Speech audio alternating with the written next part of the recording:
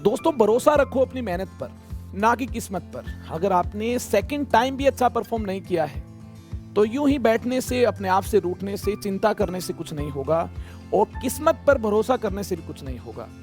आपको पूरी मेहनत करनी होगी, फिर से सभी चैप्टर्स को रिवाइज करना होगा, एक प्लान आपको बनाना होगा, उसके तहत आपको आगे चलना होगा, प्रैक्टिस भी आपको करनी होगी। प्रीवियस ईयर क्वेश्चन से आप बेस्ट प्रैक्टिस कर सकते हैं, इससे बेस्ट आपकी प्रैक्टिस कहीं से नहीं हो पाएगी। ओरिजिनल क्वेश्चन से आपको यह आइडिया हो पाएगा कि इस चैप्टर से कौन सा पोर्शन ज्यादा इंपॉर्टेंट है, कौन सा कम इंपॉर्टेंट है, और सभी चैप्टर्स को बार बार रिवाइज करना होगा। इस सीरीज में हमने आपके लिए काफी बेहतर प्लानिंग की है।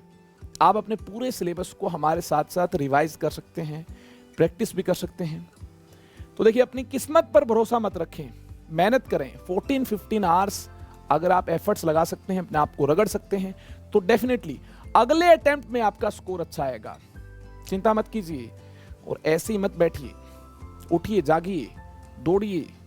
आपका काम है मंजिल तक पहुंचने का, अब नहीं तो कभी नहीं, ये मान लीजिए। ये आपके पास लास्ट मौका होगा। ये मानकर अगर आप बैठे हैं, आपके पास 2 मौके और हैं, 2 बार और जेईई मेंस का एग्जाम देना है, ये भी आपकी सबसे बड़ी भूल होगी। अगर आप इस थर्ड अटेम्प्ट को लास्ट अटेम्प्ट मानते हुए अगर जेईई मेंस में अपीयर होंगे तो मुझे लगता है कुछ हो पाएगा। ज्यादा एफर्ट्स अगर आप डालेंगे तो कुछ हो पाएगा, अच्छे मार्क्स आपके आ पाएंगे, गवर्नमेंट इंजीनियरिंग कॉलेज तक आप पहुंच पाएंगे। लास्ट अटेम्प्ट में तो आपके ऊपर प्रेशर ही इतना ज्यादा हो जाएगा, आप चाहते हुए भी अच्छा परफॉर्म नहीं कर पाएंगे अगर थर्ड टाइम भी आपने अच्छा परफॉर्म नहीं किया। किस चिंता में है? जल्दी से उठिए और लग जाइए। ये मेहनत करने का टाइम है, सफलता का असली स्वाद आपको चखना है, तो प्लानिंग तो आज ही करनी होगी। तो चलिए दोस्तों, आज इस बेहतरीन सेशन को स्टार्ट करते हैं। तो चलिए दोस्तों, आज इस सेशन में हमें एक और चैप्टर को स्टार्ट करना है। चैप्टर का नाम है सरफेस केमिस्ट्री। ऐसे फिनोमिनाज जो सरफेस पर होंगे, इन फिनोमिनाज को हमें सरफेस केमिस्ट्री के अंडर अंडरस्टैंड करना होगा। आई होप आपने अभी तक जितने भी चैप्टर्स फिजिकल केमिस्ट्री के अंडरस्टैंड किए हैं, इन सभी चैप्टर्स के आपने प्रीवियस ईयर क्वेश्चंस जरूर अटेम्प्ट किए होंगे। उम्मीद है इतने थ्योरी पार्ट को अंडरस्टैंड करने के बाद आपसे प्रीवियस ईयर क्वेश्चंस जरूर सोल्व हो पाए होंगे। My name is Amit Kumar. काफी सारे single digit, double digit ranks को गाइड करने के बाद अब ऑनलाइन में आप सभी के बीच हूं, आप सभी को गाइड किया जाएगा। अगर आप भी अच्छी रैंक अचीव करना चाहते हैं तो इसके लिए आपको बेस्ट कंटेंट दिया जाएगा। अभी जो टाइम की रिक्वायरमेंट है, इस टाइम की रिक्वायरमेंट के अकॉर्डिंग आपको best content, precise content deliver होगा। अगर आपने टेलीग्राम ग्रुप को ज्वाइन नहीं किया है तो जल्दी से टेलीग्राम ग्रुप को ज्वाइन कर लीजिए, लिंक आपके सामने है, ताकि क्लास नोट्स और हमारी तरफ से सभी क्लासेस की पूरी इंफॉर्मेशन आपको टाइम टाइम पर मिलती रहे। ज्यादा बेनिफिट के लिए आप आइकॉनिक प्लस को ज्वाइन कर सकते हैं, पर्सनल गाइडेंस के लिए, स्ट्रक्चर्ड कोर्सेज के लिए। इतने सारे बेनिफिट्स अगर आप पाना चाहते हैं तो देखिए, आप ज्वाइन कर सकते हैं प्लस आइकॉनिक को। यूट्यूब पर आपको फ्री ऑफ कॉस्ट पूरा कंटेंट डिलीवर होगा, इसकी आपको चिंता नहीं करनी है। तो देखिए दोस्तों, आज हमें इस सेशन में सरफेस केमिस्ट्री को स्टार्ट करना है। एक और बेहतरीन टॉपिक फिजिकल केमिस्ट्री का जो हमें अंडरस्टैंड करना है, ध्यान से देखिए। Surface chemistry deals with phenomena that occur at surface और इंटरफेसेस। ध्यान से देखिए, सॉलिड या लिक्विड के सरफेस पर जो फिनोमिनाज होंगे, इन फिनोमिनाज को हमें अंडरस्टैंड करना होगा सरफेस केमिस्ट्री के अंडर। ये सॉलिड है, इस सॉलिड के सरफेस पर जो फिनोमिना होगा इसको हमें सरफेस केमिस्ट्री में अंडरस्टैंड करना है। ये इसका सरफेस है, ये लिक्विड है, ध्यान से देखिए। इसके सरफेस पर जो फिनोमिना होगा इसे हमें सरफेस केमिस्ट्री के अंडर अंडरस्टैंड करना होगा। ये इसका सरफेस है। आई होप ये आपने अंडरस्टैंड किया होगा। ऐसी खास बात क्या है सरफेस पर, ऐसी क्या खास बात होगी, इसको हमें अंडरस्टैंड करना है। ध्यान से देखिए, the molecules that are situated at surfaces are known to be behave differently from those in the bulk.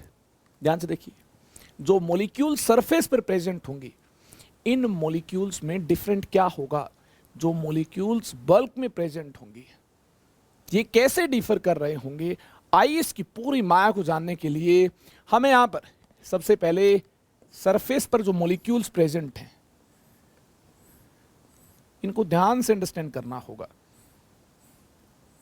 देखिए ये टॉप मोस्ट लेयर हमारे सामने है, इस टॉप मोस्ट लेयर के मॉलिक्यूल्स को ध्यान से देखिए।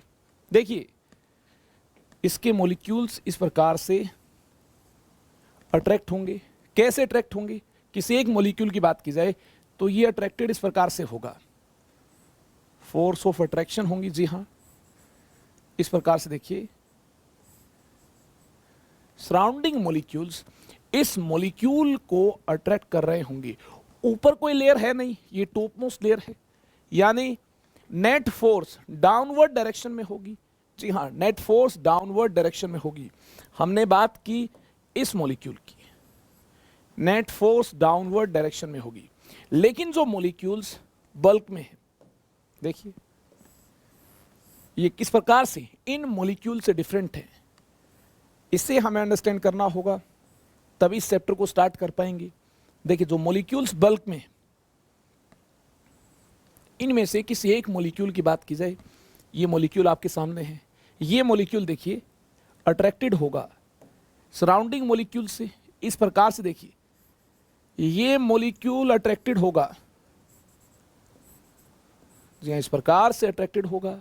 एफ नेट 0 होगी, एफ नेट 0 होगी।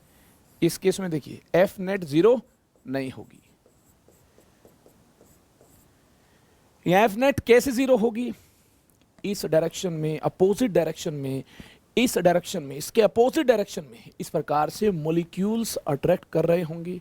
जी हाँ, चारों तरफ मॉलिक्यूल्स होंगे, मॉलिक्यूल्स ही मॉलिक्यूल्स होंगे, तो इस प्रकार से अट्रैक्शन होगी सराउंडिंग मॉलिक्यूल्स के साथ और अट्रैक्शन होगी। आई होप तो आपने अंडरस्टैंड किया होगा, ये बैलेंस्ड होगा। अगर अपोजिट डायरेक्शन में ये फोर्स ऑफ अट्रैक्शन सेम है, सेम मैग्नीट्यूड के साथ है, डायरेक्शन अपोजिट है, तो ऐसे केस में एफ नेट 0 होगी। यहां देखिए एफ नेट 0 नहीं होगी। ये टॉप मोस्ट लेयर है, इससे ऊपर तो मॉलिक्यूल्स की लेयर होगी नहीं। तो देखिए इस प्रकार से नीचे जो मॉलिक्यूल्स अट्रैक्ट कर रहे होंगे, इनको बैलेंस करने के लिए ऊपर मॉलिक्यूल्स नहीं होंगे, तो इस केस में एफ नेट 0 नहीं होगी। ध्यान से देखिए, the nearer the molecules to the surface greater magnitude of force due to asymmetry. इस केस में देखिए यह एसिमेट्री होगी, अगर एसिमेट्री होगी तो अनबैलेंस्ड फोर्सेस होंगी। यहां देखिए सिमेट्री होगी, बैलेंस्ड फोर्सेस होंगी, एफ नेट क्या होगा, 0 होगा। आई होप इस पॉइंट को आपने किया अंडरस्टैंड।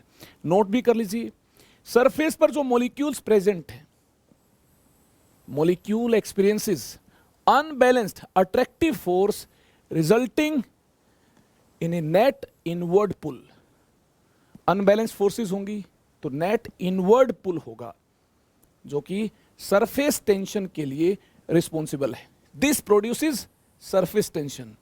इसको आपने फिजिक्स में भी अंडरस्टैंड किया होगा। आई होप इस पॉइंट को आपने नोट किया। बल्क में क्या होगा, molecule experiences balanced forces from all direction and are in state of equilibrium. जहां बैलेंस्ड फोर्सेस होंगी तो इस केस में स्टेट ऑफ इक्विलिब्रियम अटेंड होगी। लेकिन सरफेस पर जो मॉलिक्यूल्स हैं, इनकी एनर्जी ज्यादा होगी, नेट इनवर्ड पुल होगा। इससे ऊपर तो मॉलिक्यूल्स की लेयर होगी नहीं। आई होप इस पॉइंट को आपने अंडरस्टैंड किया होगा।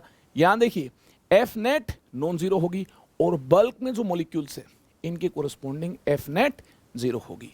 चलिए आगे चलते हैं दोस्तों। सरफेस और बल्क मॉलिक्यूल्स को अंडरस्टैंड करने के बाद चलिए इसके बाद आगे चलते हैं।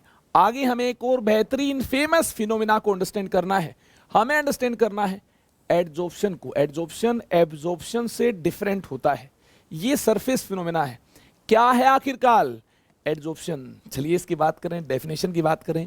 ध्यान से देखिए, the accumulation of molecular species at surface rather than in bulk of solid और liquid is named as adsorption.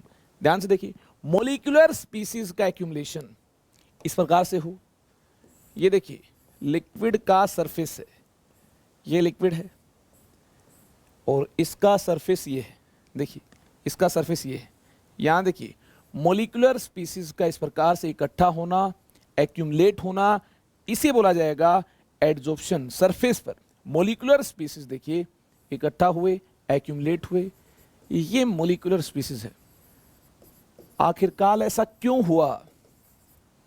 देखिए जो सरफेस के मॉलिक्यूल्स हैं, इस लिक्विड के जो सरफेस के मॉलिक्यूल्स हैं, ये अनबैलेंस्ड होंगे, नेट इनवर्ड पुल होगा। तो क्या होगा, ये बैलेंस होना चाहेंगे। जैसे ही मोलिकुलर स्पीसीज सरफेस के नजदीक जाएंगे, इनके साथ देखिए लिक्विड के जो सरफेस के मॉलिक्यूल्स हैं, ये मॉलिक्यूल्स इनके साथ इंटरेक्शन बनाएंगे। ये इंटरेक्शन केमिकल बॉन्ड हो सकती है, ये इंटरेक्शन हो सकती है वैन डर वाल्स फोर्सेस, कैसी भी हो सकती है। देखिए इस प्रकार से मोलिकुलर स्पीसीज की इंटरेक्शन जो सरफेस पर मॉलिक्यूल्स हैं इनके साथ हुई और ये मॉलिक्यूल्स एक्यूमुलेट हुए, इसका नाम होगा एडजॉर्प्शन। इस फिनोमिना का नाम क्या होगा? एडजॉर्प्शन होगा। सिमिलरली अगर सॉलिड है और ये इसका सरफेस है,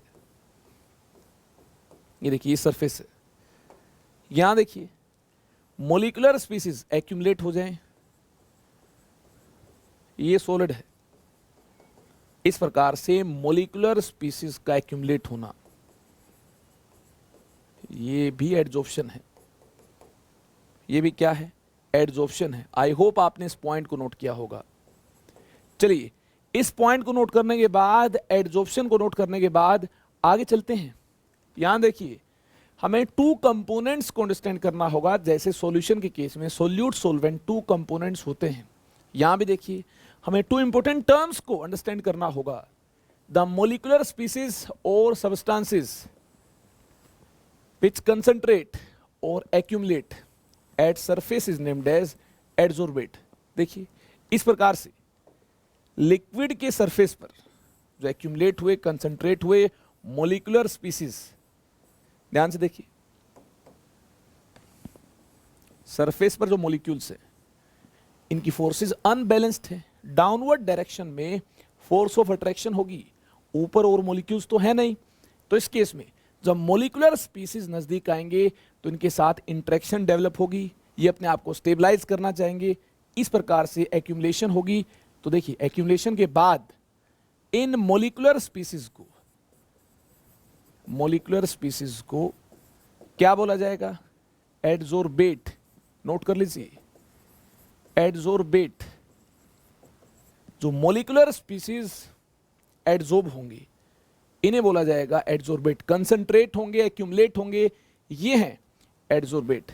ऐसे ही इस प्रकार से सॉलिड है, ये सॉलिड है, इसके सरफेस पर मोलिकुलर स्पीसीज एडजॉर्बेट होंगे। जी हां, ये देखिए ये क्या होंगे? एडजॉर्बेट होंगे, जो एक्यूमुलेट हुए, कंसंट्रेट हुए। ये मोलिकुलर स्पीसीज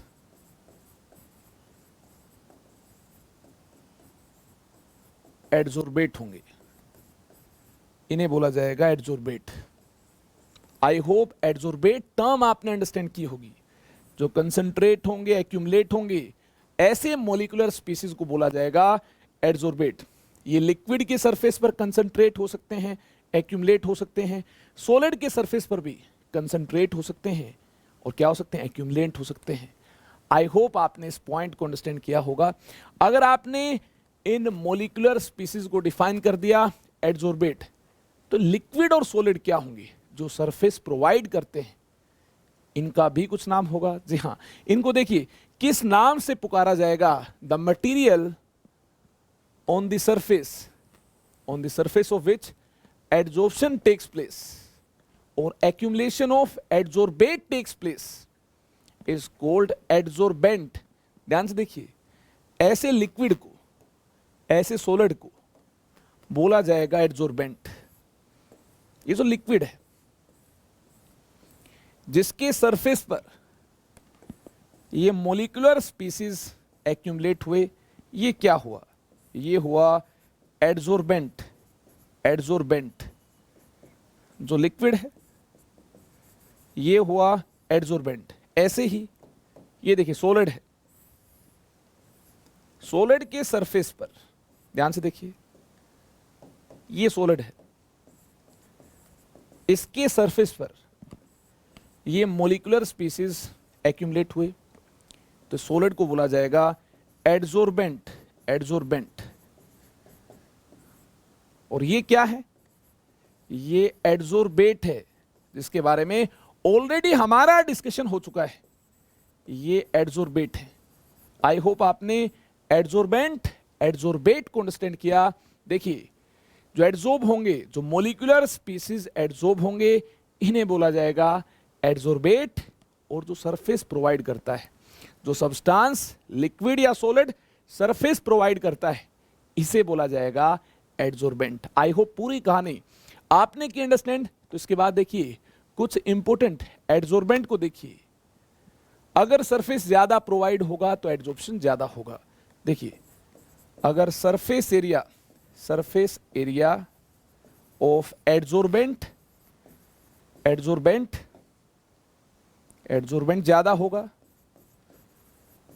ज्यादा होगा, उस केस में एक्सटेंट ऑफ एडजॉर्प्शन, सरफेस पर ही एडजॉर्प्शन होना है। अगर एरिया ज्यादा हुआ, वॉल्यूम ज्यादा हुई, तो एक्सटेंट ऑफ एडजॉर्प्शन ज्यादा होगा, ये ज्यादा होगा। देखिए, एक सॉलिड है, सॉलिड एडजॉर्बेंट है,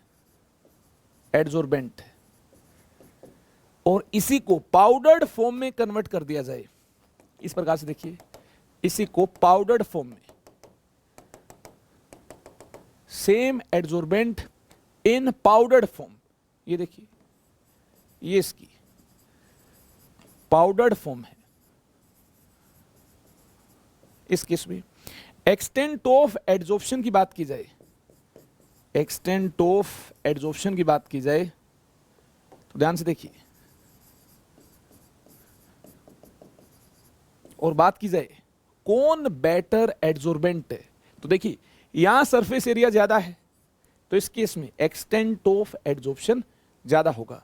देखिए, आपके सामने कुछ एग्जांपल्स हैं, silica gel, charcoal, clay, colloids, जो कि एडजॉर्बेंट की तरह बिहेव कर सकते हैं।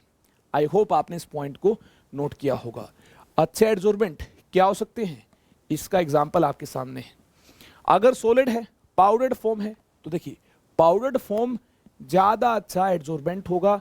क्यों? सरफेस एरिया ज्यादा है। इस पॉइंट को अगर आपने अंडरस्टैंड किया तो चलिए इसके बाद आगे चलते हैं।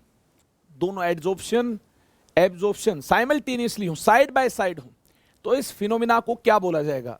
अगर ऐसा हो तो इस फिनोमिना का नाम होगा जॉर्प्शन। नोट कीजिए, both adsorption and absorption take place side by side, then we use general term sorption under such type of circumstances. देखिए, इस टाइप के सर्कमस्टांसेस के अंदर हमें यूज करना चाहिए जॉर्प्शन, ऐसी टर्म को यूज करना चाहिए। इस टर्म को यूज करते हुए हमने देखिए एडजॉर्प्शन, एब्जॉर्प्शन, एडजॉर्प्शन, एब्जॉर्प्शन, ये साइमल्टेनियसली होंगे। इस बात को अंडरस्टैंड किया। आई होप आपने भी इस पॉइंट को अंडरस्टैंड किया होगा। इसका मीनिंग है दोनों होंगे। कैसे होंगे? मॉलिक्यूलर स्पीसीज का डिस्ट्रीब्यूशन इस प्रकार से होगा। देखिए, ये हमारे सामने एक सब्सटेंस है, सॉलिड या लिक्विड। यहां देखिए मॉलिक्यूलर स्पीसीज सरफेस पर भी प्रेजेंट होंगे और बल्क में भी प्रेजेंट होंगे। मॉलिक्यूलर स्पीसीज का डिस्ट्रीब्यूशन इस प्रकार से बल्क में भी प्रेजेंट है और सरफेस पर भी प्रेजेंट है, इस प्रकार से। यानी यहां क्या हुआ? इस प्रकार से मॉलिक्यूलर स्पीसीज अगर बल्क में प्रेजेंट है तो ये क्या है? ये देखिए क्या है, ये है एब्जॉर्प्शन। ये फिनोमिना एब्जॉर्प्शन है। और देखिए मॉलिक्यूलर स्पीसीज इस प्रकार से सरफेस पर एक्यूमुलेट हुए हैं, तो ये क्या है? ये एडजॉर्प्शन है। Surface phenomena is adsorption and bulk phenomena is absorption. अगर साइड बाय साइड हो तो इन दोनों को देखिए एक साथ क्या बोला जाएगा? अगर इस प्रकार से दोनों फिनोमिनाज एग्जिस्ट करते हो तो इसे एक साथ बोला जाएगा एब्जॉर्प्शन, SORPTION। आई होप इसको आपने नोट किया होगा। अगर आप इसे नोट कर चुके हैं तो इसके बाद देखिए, इसके बाद बोर्ड में ये क्वेश्चन फ्रीक्वेंटली आया है, एडजॉर्प्शन एब्जॉर्प्शन में क्या डिफरेंस होता है। Very important for boards. जी हाँ, वैसे भी डिफरेंस आपको पता होना चाहिए, जेईई मेंस के लिए भी आपको डिफरेंस तो पता होना ही चाहिए। सरफेस केमिस्ट्री का ये बेस है। किसका डिफरेंस? एडजॉर्प्शन एब्जॉर्प्शन का क्या डिफरेंस है? देखिए, it is rapid in start and slows down near the equilibrium. देखिए, जब तक सरफेस एरिया अवेलेबल होगा एडजॉर्बेंट का, फ्री होगा, तब तक एडजॉर्प्शन फास्ट होगा। जैसे जैसे एडजॉर्बेट एडजॉर्ब होते गए, वैसे वैसे सरफेस एरिया डिक्रीज होता गया, तो मॉलिक्यूलर स्पीसीज का एडजॉर्ब होना डिफिकल्ट हो जाएगा। अगर कंप्लीटली सरफेस ऑक्यूपाइड हुआ एडजॉर्बेट पार्टिकल से, उस केस में और मॉलिक्यूलर स्पीसीज एडजॉर्ब नहीं हो पाएंगे।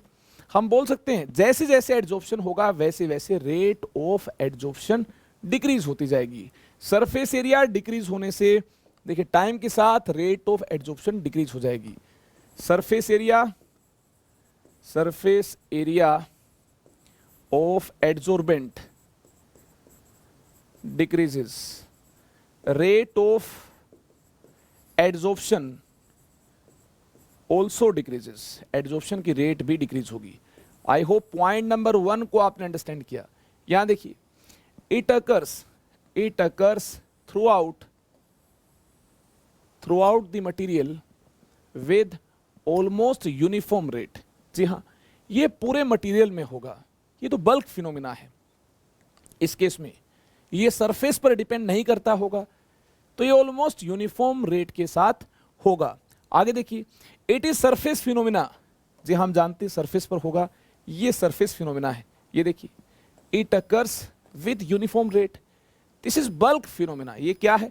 ये बल्क फिनोमिना है। आगे देखिए, it involves higher concentration of gas liquid at surface. जी हाँ, सरफेस फिनोमिना है, तो जो पार्टिकल्स एडजॉर्ब होंगे, इनके एडजॉर्ब होने की वजह से इनकी कंसंट्रेशन सरफेस पर ज्यादा मिल पाएगी। इस केस में देखिए, it involves uniform distribution of molecular species throughout the bulk. जी हाँ, बल्क में होगा ये, तो इसलिए मॉलिक्यूलर स्पीसीज का डिस्ट्रीब्यूशन इस केस में यूनिफॉर्म होगा throughout the bulk. I hope आपने एब्जॉर्प्शन एंड एडजॉर्प्शन को अंडरस्टैंड किया। एडजॉर्प्शन सरफेस फिनोमेना है, एब्जॉर्प्शन बल्क फिनोमेना है। एडजॉर्प्शन के केस में एक्यूमुलेट होंगे पार्टिकल्स सरफेस पर, और एब्जॉर्प्शन के केस में पार्टिकल्स यूनिफॉर्मली डिस्ट्रीब्यूटेड होंगे। मॉलिक्यूलर स्पीसीज कहां प्रेजेंट होंगे? बल्क में प्रेजेंट होंगे।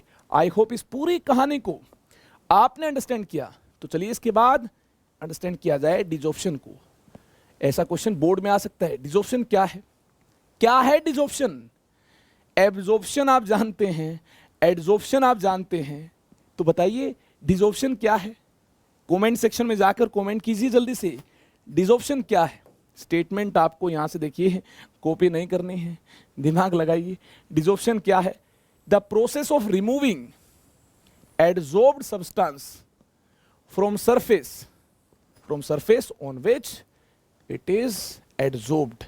देखिए, उस सरफेस से एडजॉर्ब्ड सब्सटेंस को रिमूव करना, गैस और लिक्विड को रिमूव करना, क्या है? डिजॉर्प्शन है। यानी reverse of adsorption. Very important point, reverse of adsorption. ये चैप्टर थ्योरेटिकल है, नोट्स भी बनाई साथ साथ में। रिवर्स ऑफ, और याद भी रखिए, एडजॉर्प्शन इज डिजॉर्प्शन। एडजॉर्प्शन का रिवर्स क्या है? ये डिजॉर्प्शन है। आई होप इस पॉइंट को भी आपने नोट किया होगा। इसके बाद देखिए, एडजॉर्प्शन को हमें क्लासिफाई करना होगा, दो कैटेगरी में हमें डिवाइड करना होगा एडजॉर्प्शन को, फिजिकल एडजॉर्प्शन, केमिकल एडजॉर्प्शन। ध्यान से देखिए, जो इंटरेक्शन होंगी एडजॉर्बेट एडजॉर्बेंट की, इन इंटरेक्शन के बेसिस पर हमें एडजॉर्प्शन को दो कैटेगरी में क्लासिफाई करना होगा, on the basis of interaction between, on the basis of type of interaction type of interaction between adsorbate and adsorbent।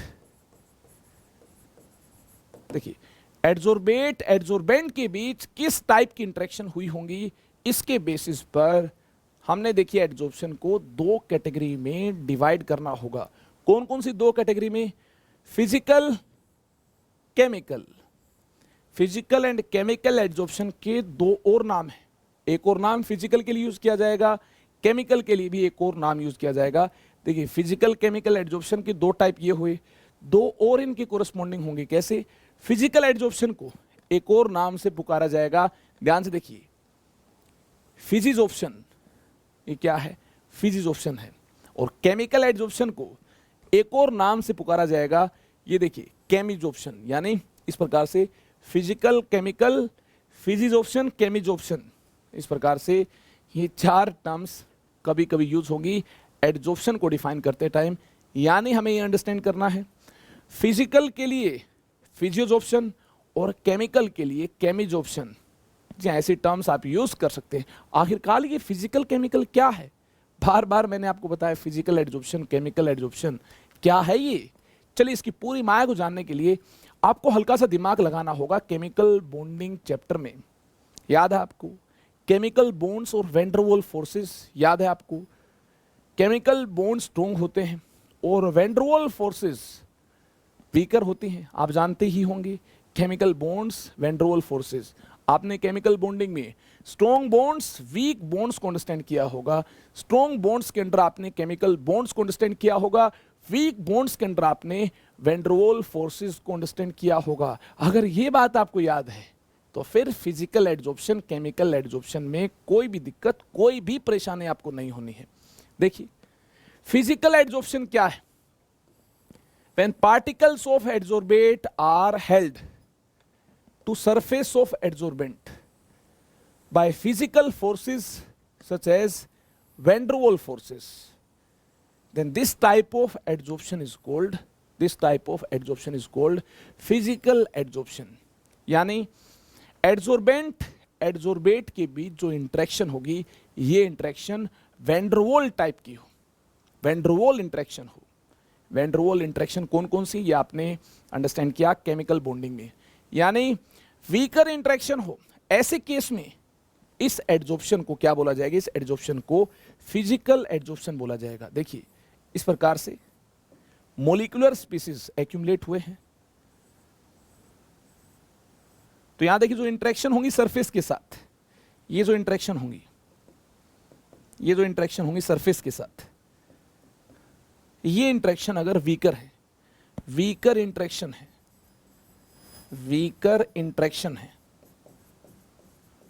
ध्यान से देखिए, वैन डर वाल्स फोर्सेस हैं। क्या है? वैन डर वाल्स फोर्सेस हैं, वैन डर वाल्स फोर्सेस हैं। तो ऐसे केस में दोस्तों इस एडजॉर्प्शन को क्या बोला जाएगा? फिजिकल एडजॉर्प्शन बोला जाएगा। तो आखिरकार केमिकल क्या है, केमिजॉर्प्शन क्या है?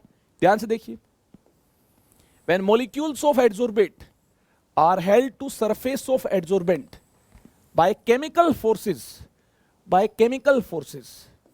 then this type of adsorption is named as chemical adsorption।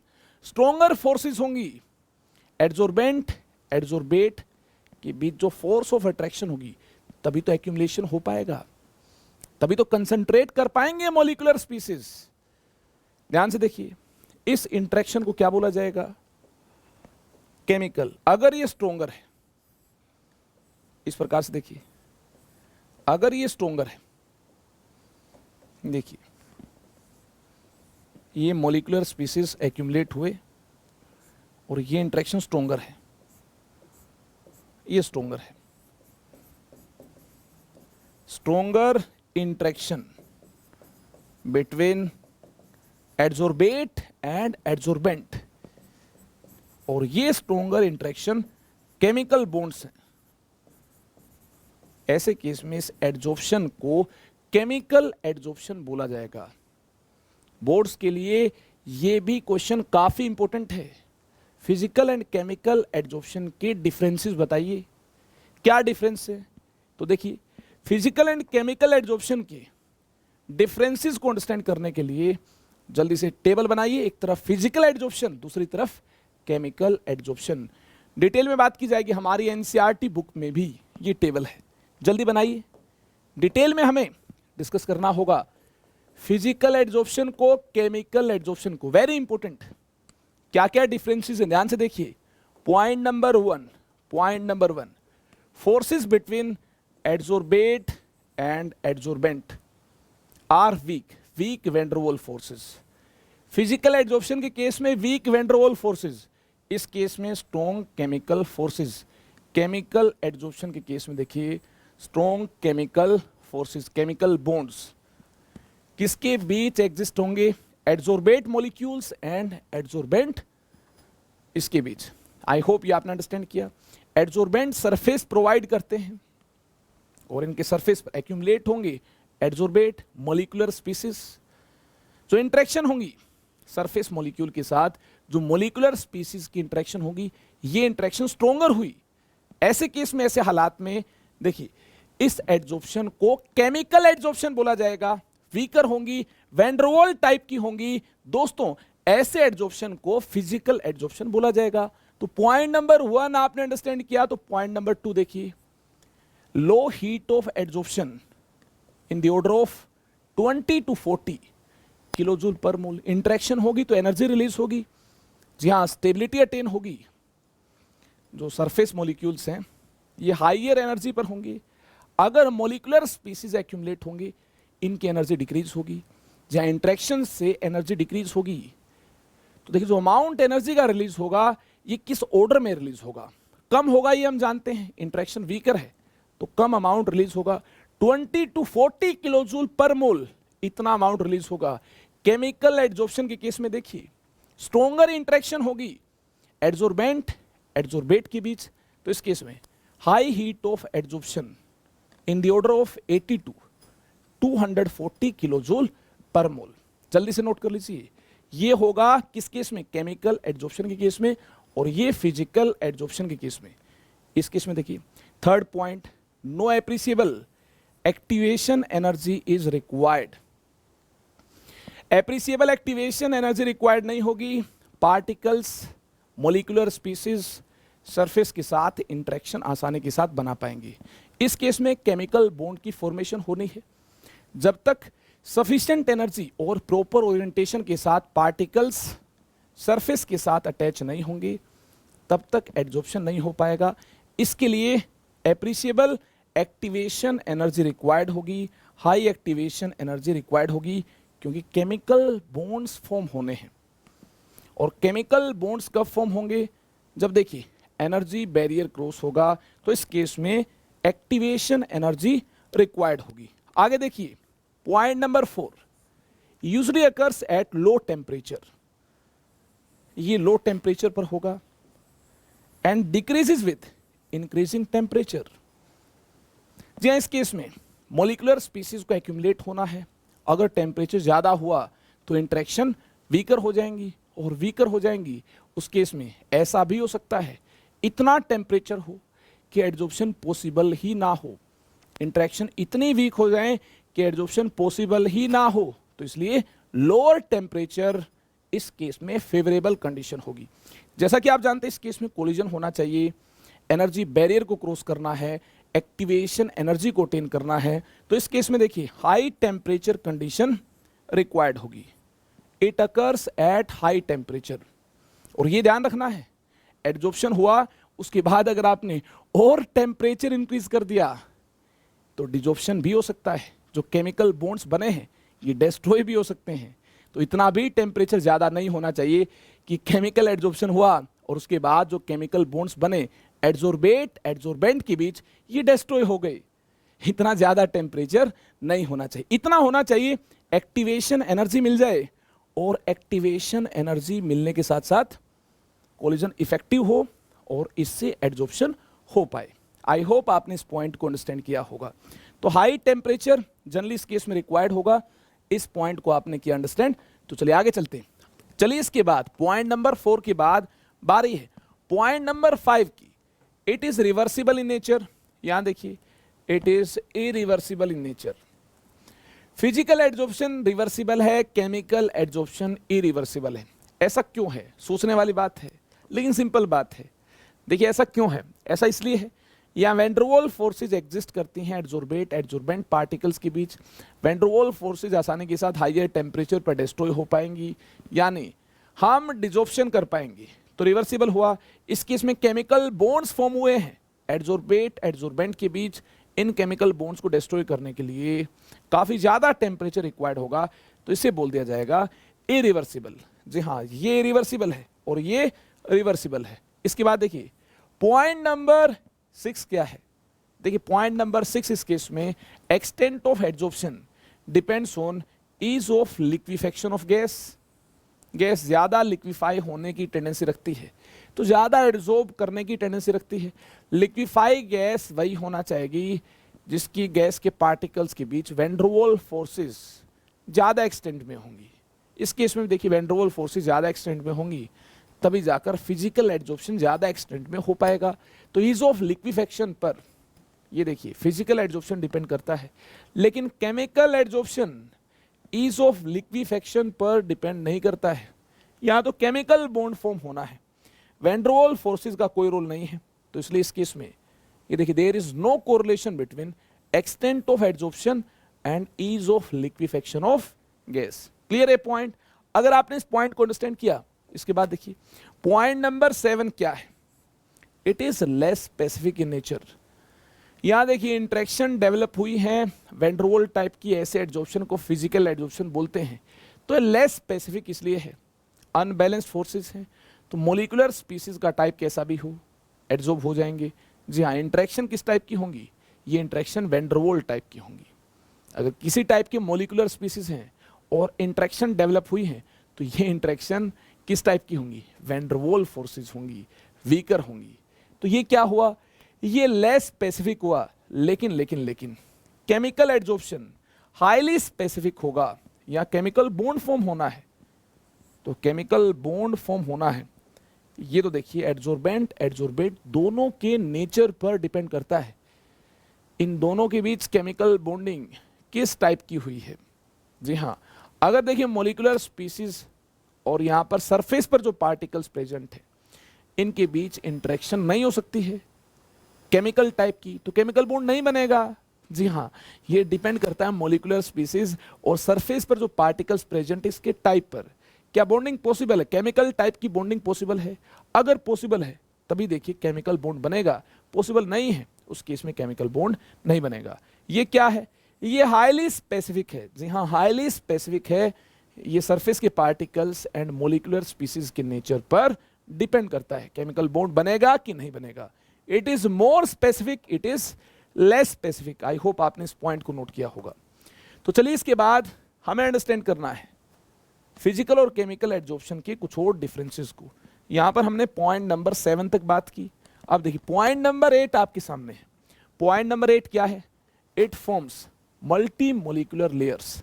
देखिए मल्टी मोलिकुलर लेयर्स किस प्रकार से बन पाएंगी?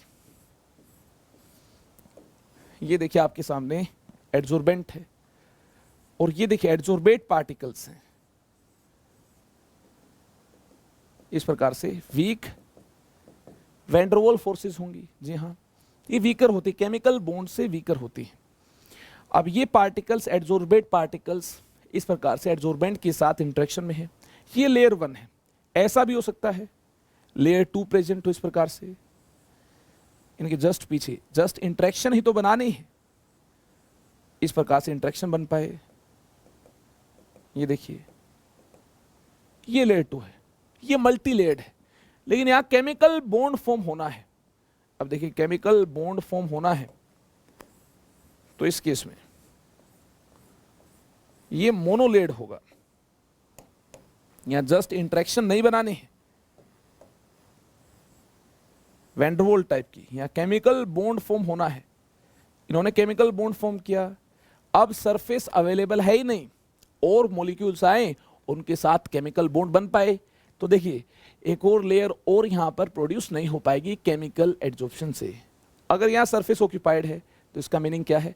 और पार्टिकल्स एड्जॉर्ब नहीं हो पाएंगे, केमिकल एड्जॉर्प्शन और नहीं हो पाएगा।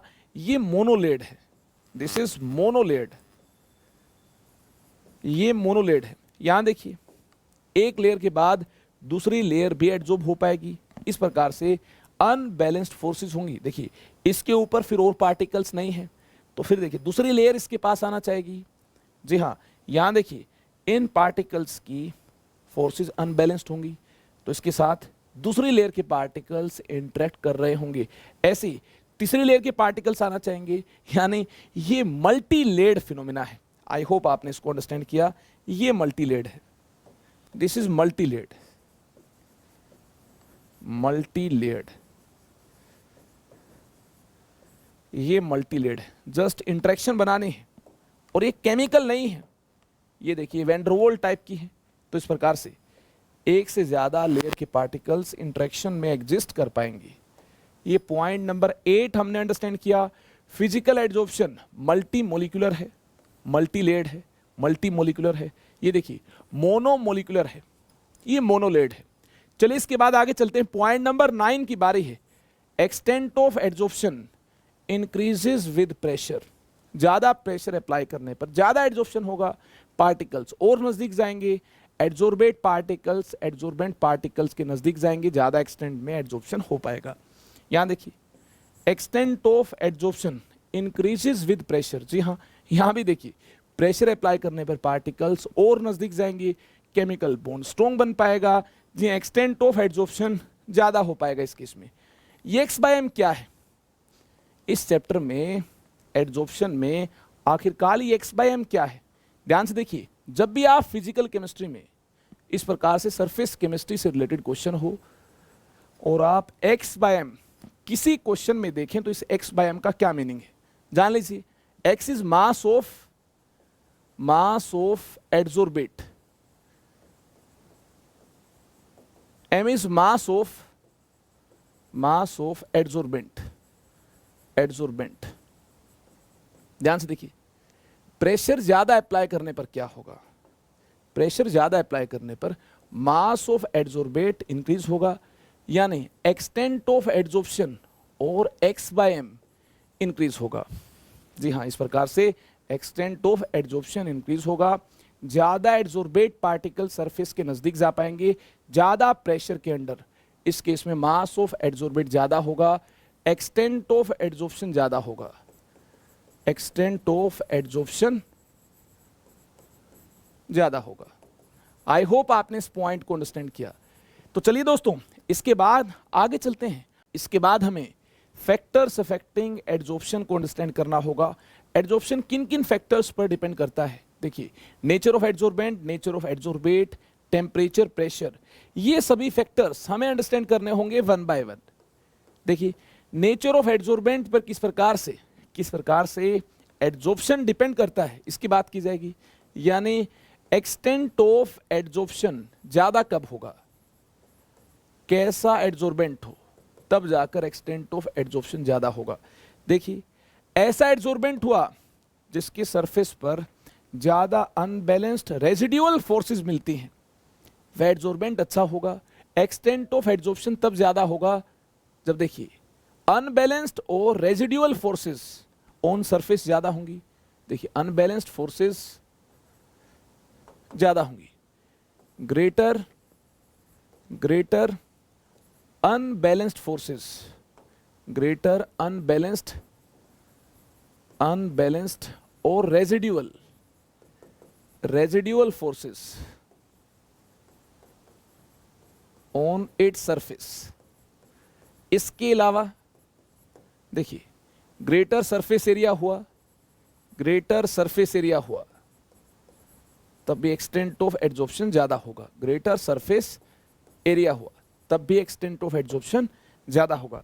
नेचर ऑफ एड्जॉर्बेट पर देखिए किस प्रकार से एक्सटेंट ऑफ एड्जॉर्प्शन डिपेंड करने वाला है।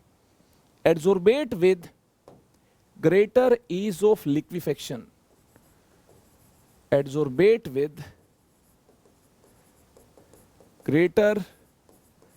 greater ease of liquefaction, ease of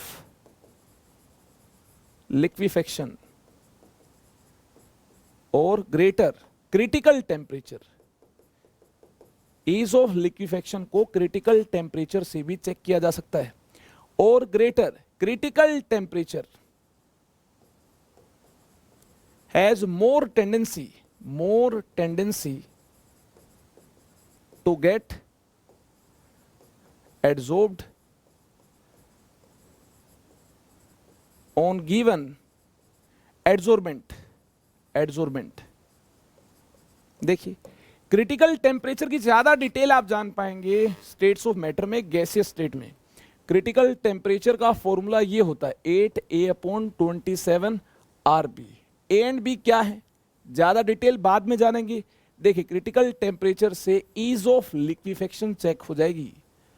किसकी ईज ऑफ लिक्विफेक्शन ज्यादा है, ये चेक कर पाएंगे।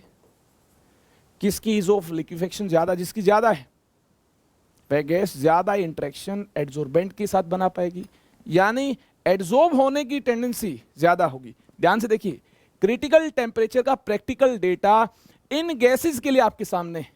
हाइड्रोजन H2 के लिए 33, नाइट्रोजन के लिए 126 केल्विन, मीथेन के लिए 190, CO2 के लिए 304 केल्विन, HCl के लिए 324, अमोनिया के लिए 406 केल्विन। इस प्रकार से देखिए, ईज ऑफ लिक्विफेक्शन इंक्रीज होगी। देखिए, नीचे मूव करने पर ईच ऑफ लिक्विफेक्शन इंक्रीज होगी। तो देखिए, tendency to get adsorbed on the surface of adsorbent increase होगी। जी हाँ, एड्सॉर्प्शन की टेंडेंसी इंक्रीज होगी। इस प्रकार से एड्सॉर्प्शन की टेंडेंसी इंक्रीज होगी। Each of liquefaction critical temperature increase होगा। तो देखिए, एड्सॉर्प्शन की टेंडेंसी इंक्रीज होगी, एड्सॉर्प्शन ज्यादा एक्सटेंट में हो पाएगा। आई होप आपने ये अंडरस्टैंड किया होगा नेचर ऑफ एड्सॉर्बेट पर किस प्रकार से एड्सॉर्प्शन डिपेंड करता है। क्रिटिकल टेम्परेचर का प्रैक्टिकल डेटा हमारे पास हुआ, क्रिटिकल टेम्परेचर की जानकारी हमारे पास हुई। तो आसानी के साथ दोस्तों, इस प्रकार से ईज ऑफ लिक्विफेक्शन से क्रिटिकल टेम्परेचर के डेटा से हम कमेंट कर पाएंगे कहां पर देखिए एड्सॉर्प्शन ज्यादा होगा, कहां पर कम होगा। जिस केस में क्रिटिकल टेम्परेचर ज्यादा हुआ वह गैस एड्सॉर्ब होने की ज्यादा टेंडेंसी रखती है। तो चलिए इसके बाद आगे चलते हैं। चलिए इसके बाद देखिए, बारी है इफेक्ट ऑफ टेम्परेचर को अंडरस्टैंड करने की। एक और फैक्टर आपको अंडरस्टैंड करना होगा। देखिए, टेम्परेचर से कैसे फिजिकल एड्सॉर्प्शन और केमिकल एड्सॉर्प्शन अफेक्टेड है, इसको हमें अलग अलग केसेस में अंडरस्टैंड करना होगा। टेम्परेचर का physical adsorption and chemical adsorption पर डिफरेंट इफेक्ट देखने को मिलता है। सबसे पहले फिजिकल एड्सॉर्प्शन की बारी है। फिजिकल एड्सॉर्प्शन और फिजियोजॉर्प्शन देखिए डिक्रीज होगा टेम्परेचर के साथ। It decreases with temperature. It is exothermic process and shows regular decrease with increase in temperature. देखिए, टेम्परेचर इंक्रीज होने पर regularly rate of physical adsorption decrease होगी। वीक टाइप की इंटरेक्शन डेवलप हुई होंगी, वैन-डर-वाल इंटरेक्शन एड्सॉर्बेंट के बीच डेवलप हुई होंगी।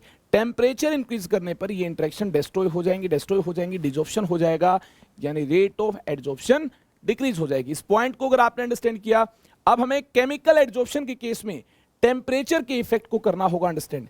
Very important point, chemical adsorption first increases then decreases. Note कीजिए, वेरी इंपॉर्टेंट। ये देखिए, रेगुलरली डिक्रीज होगा extent of adsorption temperature increase करने पर। लेकिन इस केस में यहां देखिए, केमिकल एड्सॉर्प्शन के केस में first increases then decreases with temperature. ऐसा क्यों होगा, सोचने वाली बात है। It requires activation energy. इस केस में पहले एक्सटेंट ऑफ एड्सॉर्प्शन इसलिए इंक्रीज होगा क्योंकि एक्टिवेशन एनर्जी रिक्वायर्ड है। एनर्जी बैरियर क्रॉस हुआ, एक्टिवेशन एनर्जी जो रिक्वायर्ड थी ये अचीव हुई। उसके बाद अगर आप टेम्परेचर इंक्रीज करते हैं, फिर देखिए केमिकल बॉन्ड्स डिसोसिएट हो जाएंगे, तो रेट ऑफ एड्सॉर्प्शन डिक्रीज हो जाएगी। लेकिन पहले एक्टिवेशन एनर्जी रिक्वायर्ड होगी। तो up to some extent temperature increase करने पर रेट ऑफ एड्सॉर्प्शन इंक्रीज होगी। तो देखिए ग्राफ कैसा होगा, ध्यान से देखिए। फिजिकल एड्सॉर्प्शन के केस में ग्राफ ऐसा होगा, ये होगा in case of physical adsorption. Physical adsorption के केस में ग्राफ ऐसा होगा। टेम्परेचर इंक्रीज करने पर एक्सटेंट ऑफ एड्जॉर्प्शन डिक्रीज होगा। ध्यान से देखिए, टेम्परेचर हमने किया इंक्रीज इस प्रकार से, extent of adsorption, extent of adsorption decrease हुआ।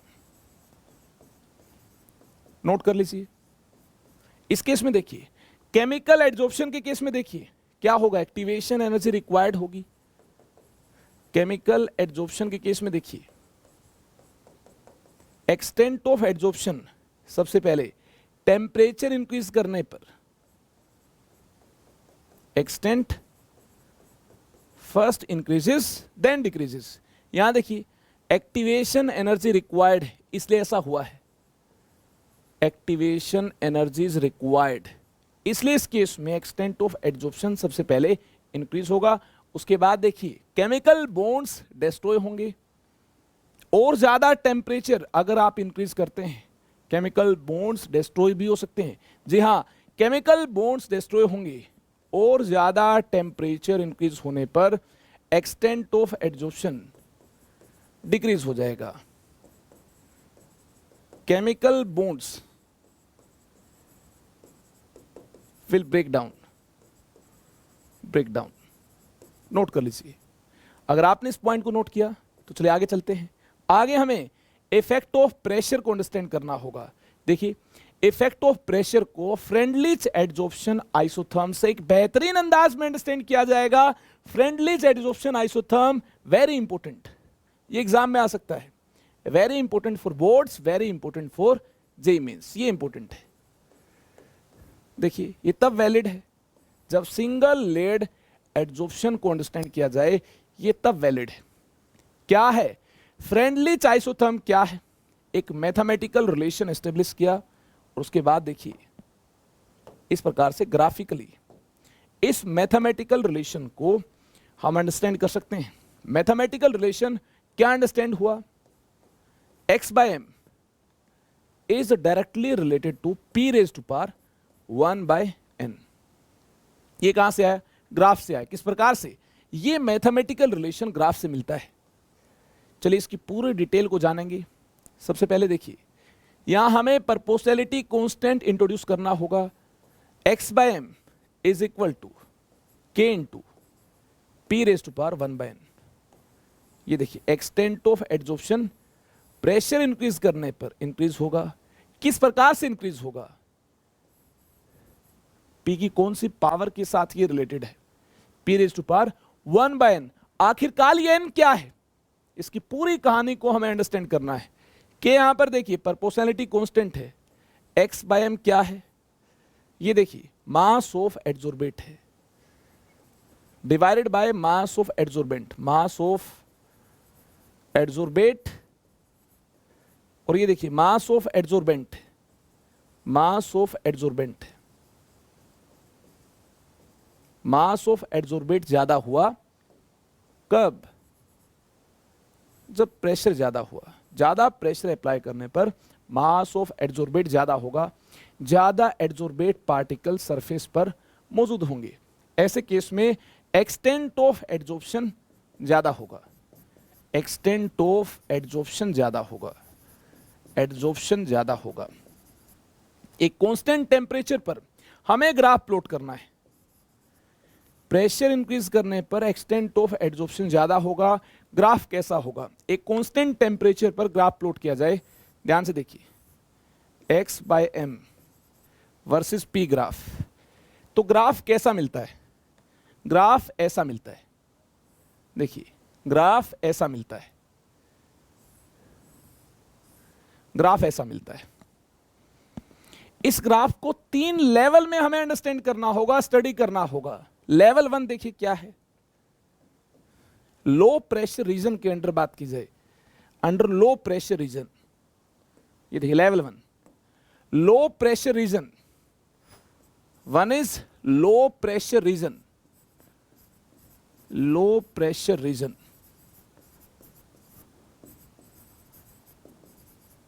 अगर इसके अंडर बात की जाए, ये स्ट्रेट लाइन है, आई होप इसको आपने अंडरस्टैंड किया होगा। ये क्या स्ट्रेट लाइन है, इस केस में x by m is equal to k into P raise to power 1 होगा, यानी n की वैल्यू 1 होगी, n की वैल्यू 1 होगी। जी हाँ, इस केस में p रेज टू पावर 1 है।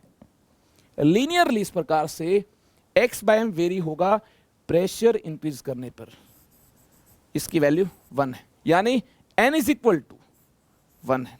इसके बाद देखिए लेवल 2 में बात की जाए, ये देखिए लो प्रेशर रीजन है, ये लेवल 2 है। यहां बात की जाए लेवल 2 क्या है, ये मॉडरेट प्रेशर रीजन है। क्या है? This is moderate pressure region, moderate pressure region. ऐसे केस में x by m is equal to k into P raise to power 1 by n है।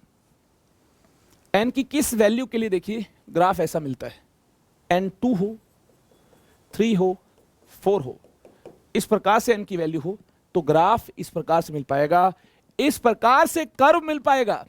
n 2 हो, 3 हो, 4 हो। आई होप आपने इसको अंडरस्टैंड किया। इसके बाद देखिए, ध्यान से देखिए, लेवल 3 में अगर इसको अंडरस्टैंड किया जाए, हाई प्रेशर रीजन में अगर बात की जाए, थर्ड देखिए क्या है। चलिए आगे चलते हैं। जी हां, यहीं पर ही बात करते हैं। Under high pressure region, under high pressure region क्या होगा, अंडर हाई प्रेशर रीजन क्या होगा। x बाय m कांस्टेंट है, देखिए x बाय m कांस्टेंट है, इस प्रकार से ये x बाय m कांस्टेंट है। y कोऑर्डिनेट देखिए कांस्टेंट है, x बाय m कांस्टेंट है, तो n की वैल्यू क्या होगी। चलिए आगे चलते हैं। x बाय m कांस्टेंट है, इसके लिए n की वैल्यू क्या होगी। चलिए इसकी डिटेल में बात की जाए।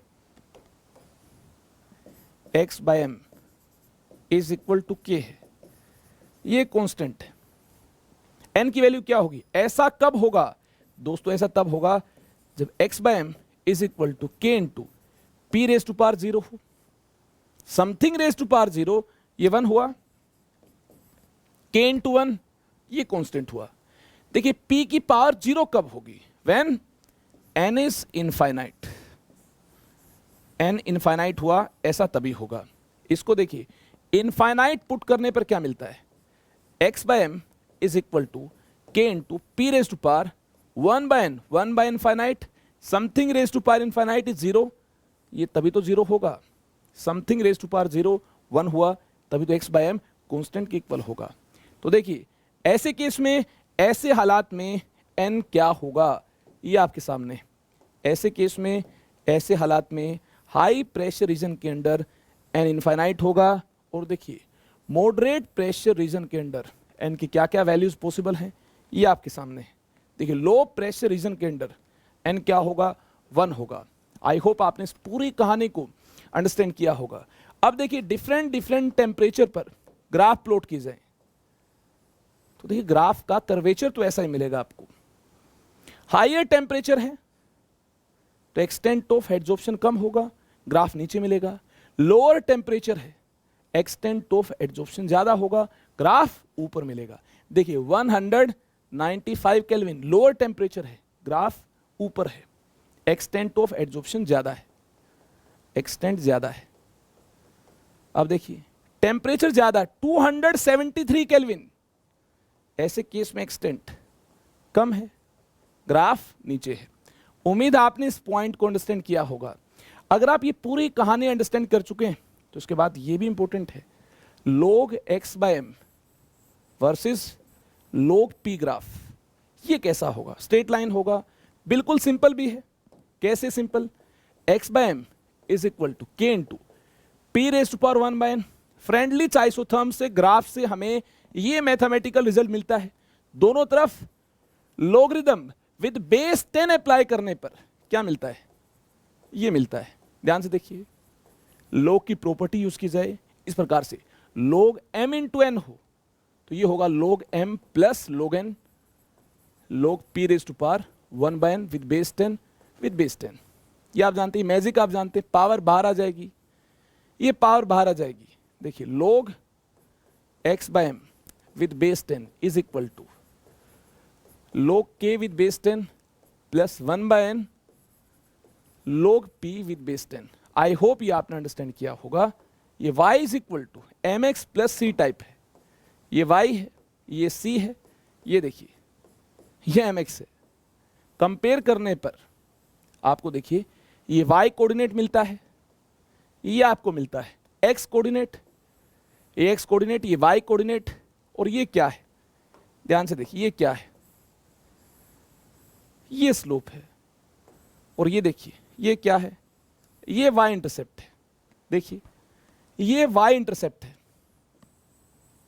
कितना है y intercept, log k with base 10, log k with base 10, this is y intercept. Slope कितना है 1 by n, जी हां इस प्रकार से एंटी क्लॉकवाइज एंगल थीटा है, slope m is equal to tan theta is equal to 1 by n। और देखिए n की वैल्यू पॉजिटिव आप देख चुके हैं, n की वैल्यू पॉजिटिव है, इस केस में थीटा लेस देन 90 डिग्री होगा, तो स्ट्रेट लाइन ऐसी ही होगी, थीटा लेस देन 90 डिग्री होगा, स्ट्रेट लाइन ऐसी ही होगी। आई होप ये आपने नोट किया होगा। अगर आप इसे नोट कर चुके हैं तो इसके बाद देखिए एड्सॉर्प्शन की काफी सारी application, creating vacuum, gas mask, humidity control, removal of colouring matter from solution, heterogeneous catalysis, separation of inert gases, medicine के अंदर यूज किया जाएगा, जी हाँ मेडिकल साइंस के अंदर यूज किया जाएगा इसको, एड्सॉर्प्शन क्रोमेटोग्राफी में भी इसे यूज किया जाएगा, एड्सॉर्प्शन इंडिकेटर्स में भी इस टेक्निक को यूज किया जाएगा, फ्रोथ फ्लोटेशन जो कि मेटलर्जी के अंदर यूज होगी वहां भी देखिए एड्सॉर्प्शन को यूज किया जाएगा। तो काफी सारी ऐसी टेक्निक्स हैं जहां पर देखिए एड्सॉर्प्शन यूज होगा। तो देखिए एड्सॉर्प्शन की एप्लीकेशन आपके सामने, ज्यादा डिटेल आप इनके बारे में जान सकते हैं। मैंने केवल और केवल इंट्रोडक्शन पार्ट की बात की है कि यहां पर देखिए एड्सॉर्प्शन हो रहा होगा या फिर इस फिनोमेना को यूज किया जाएगा, ये आप याद रख सकते हैं। हेडिंग्स मैंने यहां पर इंट्रोड्यूस की हैं, बाकी आप इनके बारे में और डिटेल अगर जानना चाहें, अगर आप इच्छुक हैं तो जरूर जानिए, आपको रोकने वाला कौन है। तो देखिए इस प्रकार से हमने इस बेहतरीन अंदाज में आज इस सेशन में एड्सॉर्प्शन को अंडरस्टैंड कर लिया है। आपको क्लास नोट्स मिल पाएंगे, टेलीग्राम चैनल को ज्वाइन कर लीजिए, join Telegram channel for class notes in PDF format, और इंफॉर्मेशन ऑफ स्पेशल क्लासेस आपको मिल पाएगी टेलीग्राम चैनल पर। मेरी सभी फ्री स्पेशल क्लासेस की कंप्लीट इंफॉर्मेशन आपको टेलीग्राम चैनल पर मिल पाएगी। इसके लिए लिंक आपको दिया गया है, जल्दी से लिंक को ज्वाइन कर लें। अगर आप एक्स्ट्रा बेनिफिट पाना चाहते हैं, प्लस आइकॉनिक को ज्वाइन कर सकते हैं। एक्स्ट्रा बेनिफिट्स क्या क्या है ये आपके सामने है, देखिए ये सभी बेनिफिट्स अगर आप उठाना चाहते हैं, personal guidance, structured courses, live classes, interactive platform अगर आप पाना चाहते हैं, और ज्यादा पर्सनलाइज्ड लर्निंग अगर आप चाहते हैं, तो आप ज्वाइन कर सकते हैं आइकॉनिक और प्लस को। आस्क ए डाउट, ये फीचर मुझे अनअकैडमी ऐप पर एक बेहतरीन फीचर लगता है। अगर आप अपने डाउट का इंस्टेंट रिप्लाई पाना चाहते हैं, इन स्टेप्स को फॉलो कीजिए, आपको अपने डाउट्स का इंस्टेंट रिप्लाई मिल जाएगा। और यूसेट, इसके बारे में आपने सुना होगा, अनअकैडमी स्कॉलरशिप एडमिशन टेस्ट, जिससे आप अपनी परफॉर्मेंस को टाइम पर मॉनिटर कर पाएंगे ऑल इंडिया रैंकिंग से। तो यूसेट में अपीयर होना ना भूलें, एवरी संडे यूसेट कंडक्ट होता है। अपकमिंग बैचेस कौन कौन से हैं, इसकी कंप्लीट इंफॉर्मेशन आपको दी गई। एक और बात सुनिए, अनअकैडमी ऐप पर आप मुझे फॉलो भी कर सकते हैं, ताकि मेरी सभी टाइप की स्पेशल क्लासेस की इंफॉर्मेशन आपको मिलती रहे, नोटिफिकेशन आपके मोबाइल पर आती रहे। इसके लिए डिस्क्रिप्शन में लिंक दिया गया है, क्लिक कीजिए और अनअकैडमी ऐप पर मुझे फॉलो कीजिए। आई होप आपने इस सेशन को ध्यान से अटेंड किया होगा। अगर कोई डाउट है तो बार बार देखिए, कमेंट सेक्शन में जाकर मुझे बताइए क्या डाउट है, आपको जरूर रिप्लाई मिलेगा। देखिए इस चैप्टर के रिमेनिंग पार्ट को नेक्स्ट सेशन में कंप्लीट किया जाएगा। आज हमने सरफेस केमिस्ट्री के एड्सॉर्प्शन के पार्ट को एक बेहतरीन अंदाज में अंडरस्टैंड किया। एप्लीकेशंस को और ज़्यादा अच्छे से अंडरस्टैंड करने के लिए आप इनके बारे में और रिसर्च कीजिए और जान पाएंगे। एनसीईआरटी बुक को साथ में फॉलो कीजिए। नेक्स्ट सेशन में प्रीवियस ईयर क्वेश्चंस के साथ हमारी मुलाकात होगी। चलिए आज के लिए इतना काफी है। Thank you very much. Stay connected with me. Bye bye, take care.